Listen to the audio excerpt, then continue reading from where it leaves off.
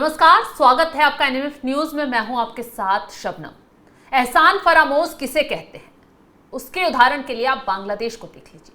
जिस बांग्लादेश की आजादी में भारत ने अहम रोल निभाया, आज वही बांग्लादेश भारत को समय समय पर आंख दिखा रहा है, क्योंकि उसमें जो अब शासन कर रहे हैं वो ऐसे कट्टरपंथी हैं जो पाकिस्तान की शरण लेकर भारत के खिलाफ समय समय पर जहर उगलते नजर आ रहे हैं। अब भारत को लेकर अब बांग्लादेश के 2 मंत्री इस कदर भिड़ गए हैं कि पूरे बांग्लादेश में बवाल मच गया है और पूरी दुनिया में ये खबर छा गई है। खबर ये है कि बांग्लादेश के खेल मंत्री हैं, उन्होंने सीधे तौर पर एक बयान जारी करते हुए कह दिया कि भारत से सारे सामरिक संबंध जो रिश्ते हैं वो खत्म कर देने चाहिए।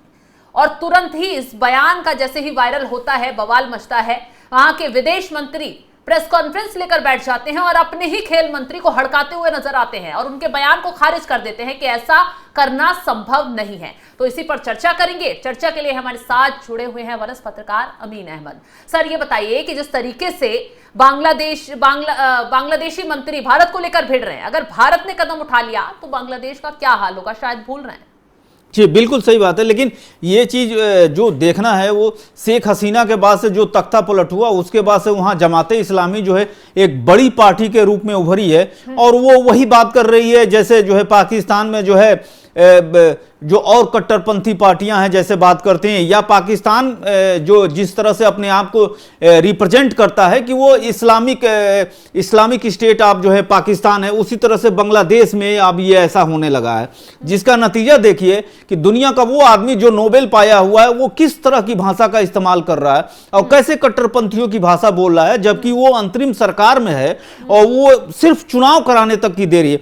उसी में जो है ये क्या कहते हैं कि आसिफ महमूद साहब हैं खेल मंत्री। मुझे लगता है कि भारत ने इस पर ज्यादा दिलचस्पी तो नहीं दिखाई और ना ही इसको ज्यादा जो है इंटरटेन करने की कोशिश की, क्योंकि वो मुझे लगता है कि बांग्लादेश में जो है अपने समर्थकों को ये दिखाना चाहते थे कि वो कितने पावरफुल हैं, इसलिए वो सोशल मीडिया पे आए और कहे कि जो शेख हसीना सरकार में जो 10 जो समझौते हुए हैं उसको जो है वो रद्द कर देना चाहिए। तो आप ये तो देखिए कि भारत की अहमियत क्या है कि जिससे जो है पूरा हड़कंप मच गया और विदेश मंत्री को इस बयान पे सफाई देनी पड़ी। उन्होंने जो बयान में सफाई दी, उन्होंने ये किया कि रद्द नहीं किया गया है, चूंकि एक समझौते पे जो है बाकी सारे प्रोजेक्ट चलते रहेंगे। भारत ने उसमें जो है हमको ऋण देने की बात कही थी, अगर वो देते हैं तो वो भी प्रोजेक्ट चलता रहेगा। तो इसी हिसाब से वो देखा जा रहा है और ये बात काफ़ी जो है वहाँ के अंतरिम सरकार में जो है ये चली है कि इस तरह की बातें नहीं होनी चाहिए।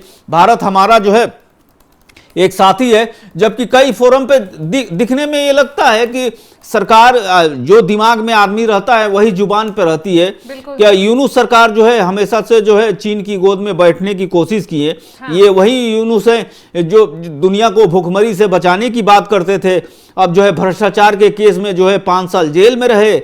उसके बाद से जब इनको कोई पूछ नहीं रहा था तो बांग्लादेश के जो छात्र संगठन के नेता थे उन्होंने इनको मंत्री बना दिया। अब जो है ये खुद ही चाह रहे हैं कि बांग्लादेश जो है एक कट्टरपंथी इस्लामिक मुल्क बन जाए, जबकि दुनिया जानती है, दर्शक भी जानते हैं कि आप अपने सिद्धांतों को अगर जो है लचीलापन नहीं लाएंगे तो आप दुनिया को अपने एक नजरिए से नहीं देख सकते, क्योंकि सबके साथ सबका जो है हित सधा हुआ है और यही चीज पाकिस्तान भी नहीं समझ पा रहा है और यही चीज जो है बांग्लादेश भी नहीं समझ पा रहा। अंदर आपने जिस तरीके से बांग्लादेश की हरकतें चल रही हैं, चाहे चीन की शरण से चल रही हैं, चाहे CIA पूरा सपोर्ट बांग्लादेश को कर रहा है, अमेरिका पूरा हाथ मोहम्मद यूनुस का पकड़े हुए है और उसी के जरिए मोहम्मद यूनुस और उनके जो कैबिनेट के मंत्री हैं उछलने की कोशिश करते हैं कि अगर हमारे साथ कुछ हुआ तो हमें तुरंत आका बचा लेंगे। हालांकि स्थिति अब बदल रही है।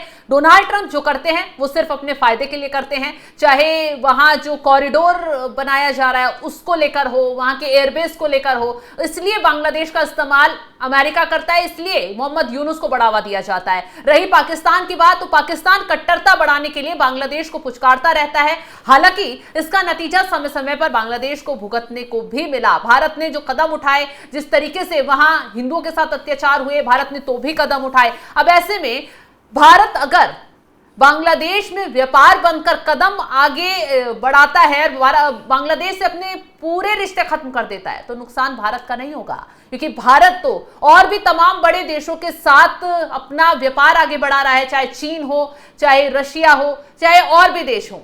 लेकिन बांग्लादेश के साथ जो भारत का व्यापार है वो बहुत बड़े लेवल पर होता है। ये बात बांग्लादेश को समझ लेनी चाहिए। आपको विस्तार से बता दें कि बांग्लादेश दक्षिण एशिया में भारत का सबसे बड़ा व्यापारिक भागीदार है। भारत एशिया में बांग्लादेश का दूसरा सबसे बड़ा भागीदार भी है और भारत बांग्लादेश को मुख्य रूप से कपास, अनाज, गेहूं, ईंधन, बिजली, मशीनरी निर्यात करता है।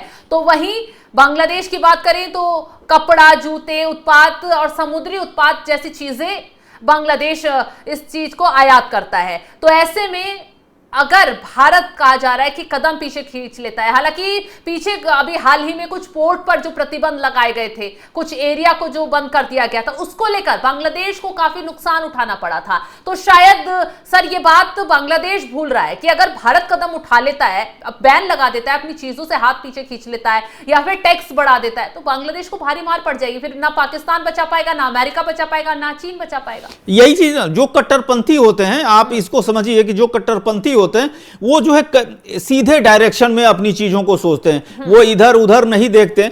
जबकि ये देखना चाहिए, शुरुआत में जो आपने बात कही उसमें ये हुआ था कि बांग्लादेश के पास अपना पोर्ट नहीं है, वो सारे माल उनके जो है भारत के पोर्ट से जाते हैं, चाहे वो हल्दिया कोलकाता में हल्दिया डक हो या जो और भी जो समुद्री जो हमारे पोर्ट बने हुए हैं उससे जाते हैं। तो ये चीजें समझने वाली चीजें हैं कि जिसके साथ हमारे रिश्ते हैं, जिनकी वजह से हम जो है आगे बढ़ रहे हैं या फल फूल रहे हैं, उनके साथ आप इस तरह से करके नहीं रह सकते। आप देख लीजिए केपी ओली ने क्या किया कि जो वहां पर भी जो है नेपाल में उन्होंने भारत के विरोध में ही ये सारी चीज की है, जबकि हमारा उनके आदिकाल से रिश्ते हैं, बेटी रोटी का रिश्ता। तो जिनको हमने बनाया, जिनके लिए हमारे जवानों ने अपनी शहादत दी, उसके खिलाफ ये जो कट्टरपंथी आए हैं, जो इस तरह की भाषा बोल रहे हैं, उनको पहले सोचना चाहिए कि उनकी हैसियत और हमारी हैसियत क्या है। कि पाकिस्तान में 90,000 से ज्यादा जो है पाकिस्तान आर्मी के जो है लोगों ने मार दिया था, और उस वक्त के जो सबसे ज्यादा जो बड़े जनरल थे उन्होंने खुद अपने एक टीवी इंटरव्यू में कहा था कि हमने 30,000 बंगालियों को मार दिया। और उसके बाद से जब शेख मुजीबुर रहमान जब मदद मांग रहे थे तो इंदिरा गांधी ने जो मदद की, इसके बाद आप इस तरह के स्तर पे आते हैं कि हम ये कर देंगे वो। आपको ये बात सोचनी चाहिए। पर दूसरी बात ये है कि आपका भारत के बगैर काम नहीं चलने वाला। तो ये सारी चीजें जो कट्टरपंथी दिमाग में भरा हुआ है और जो वहां पे कर रहे हैं, उससे बाहर निकलना होगा, तभी बांग्लादेश की जनता का जो है विकास होगा, या वो भूख से हटेंगी या गरीबी दूर होगी। अगर ये चीज चलता रहा तो भारत भी अपने रास्ते को बदल लेगा।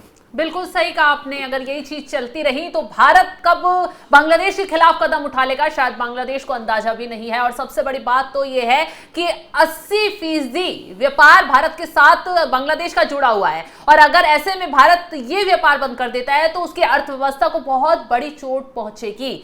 बांग्लादेश के हालात फिलहाल तो बिगड़ते जा रहे हैं। बीते जब से वहां से शेख हसीना की सरकार गई है, तख्ता पलट हुआ है, मोहम्मद यूनुस सत्ता में आए हैं, आए दिन सड़कों पर प्रदर्शन होते हैं, वहां के युवा, वहां की सेना सड़कों पर उतर जाती है, और हर कोई यही कोशिश कर रहा है कि चुनाव जल्द से जल्द हो। तमाम पार्टियां तैयार बैठी हैं कि मोहम्मद यूनुस को यहां से हटाया जाए। लेकिन जिस तरीके से उनके कैबिनेट के मंत्रियों का बयान सामने आ गया है और भारत को लेकर आपस में भिड़ते नजर आ रहे हैं, वो कहीं ना कहीं बांग्लादेश पर ही आने वाले वक्त में भारी पड़ सकता है। फिलहाल इस खबर को लेकर आप क्या राय रखते हैं, कमेंट बॉक्स में जरूर बताइएगा। तमाम बड़ी खबरों की अपडेट के लिए आप हमारे साथ जुड़े रहें। नमस्कार।